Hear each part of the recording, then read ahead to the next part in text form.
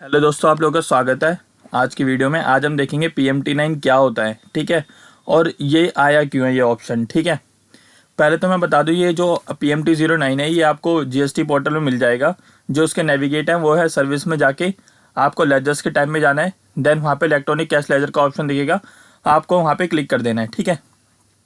अब third one आता है कि फाइल अगर विद इन सेम GST में अगर ट्रांसफ़र करना हो तो क्या चीज़ होता है इसके अंदर, ठीक है।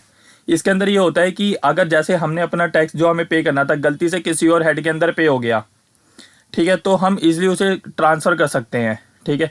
पहले ये होता था कि पहले वो ये होता था कि आपको जिस हेड के अंदर आपको टैक्स पे करना है या लेट फी पे करना है, पर्टिकुलर उससे हेड के अंदर उतना ही अमाउंट डालना होता था।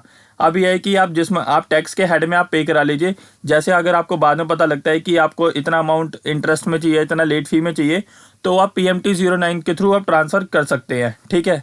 ये प्रॉब्लम टैक्स पेयर को काफ़ी आती थी कि वो कई बार गलत हेड में पे करवा लेते थे और उनको पता नहीं होता था। बट वो ये था कि उनको खुद पे GST करना होता था, तो इसलिए कई बार ये प्रॉब्लम टैक्स पेयर को फेस करनी पड़ती थी। तो इसलिए गवर्नमेंट ने ये ऑप्शन लेके आई है, ठीक है। जो आपका कैश लेजर है वो आप किसी और हेड में भी ट्रांसफ़र कर सकते हो विद इन सेम GST के अंदर, ठीक है। इससे यह है कि टैक्स पेयर को कोई दिक्कत नहीं होती कि जिस मर्जी हेड में वो पे कर ले, फिर वो बाद में अपनी इच्छा अनुसार वो यूटिलाइज़ कर सकता है उस अमाउंट को, ठीक है। अब थर्ड वन आता है कि इसके अंदर file GST PMT09 for transfer to different GST। इसके अंदर ये होता है कि जैसे आपका जो कैश लेजर है वो किसी एक ब्रांच में रखा हुआ है और आपका जो टैक्स जो बन रहा है वो किसी और ब्रांच में बन रहा है, यानी कि जो बाहर की है, यानी कि आउट ऑफ दिल्ली या आउट ऑफ अदर स्टेट जो भी है। तो इसके अंदर ये है कि जैसे अगर आपका लोकल किसी एक GST में कैश लेजर रखा हुआ है और दूसरे में आपको टैक्स पे करना है, तो आप इजीली वो आप ट्रांसफ़र कर सकते हो। यानी कि जैसे आपको एक ब्रांच से दूसरे ब्रांच में कैश लेजर ट्रांसफ़र करना है, तो उसके लिए भी आप फॉर्म फाइल कर सकते हो GST PMT09, ठीक है।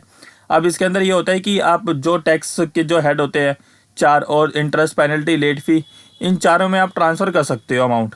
बस यह है कि डिफरेंट GST वाले में CGST टू SGST ट्रांसफ़र नहीं कर सकते इंटर स्टेट के लिए, ठीक है। अगर आपको SGST में अगर अमाउंट चाहिए तो पहले लोकल में जो CGST वाला अमाउंट होगा वो आपको SGST में लेके जाना पड़ेगा, देन आप वहाँ से ट्रांसफ़र कर सकते हो, ठीक है दोस्तों। आई होप ये वीडियो आपको अच्छी लगी होगी। फिर मिलते हैं नेक्स्ट वीडियो में।